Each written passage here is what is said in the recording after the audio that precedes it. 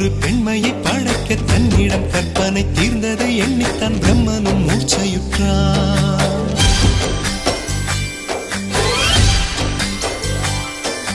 மின்னலை பிடித்து மேகத்தில் துடைத்து பெண் என்று படைத்து வீதியில் விட்டு விட்டான்.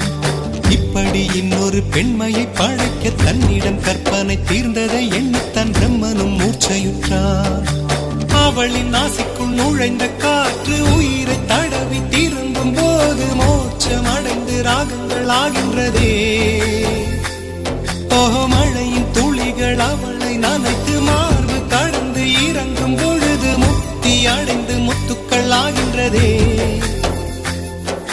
மின்னலை பிடித்து மேகத்தில் துடைத்து பெண் என்று படைத்து வீதியில் விட்டு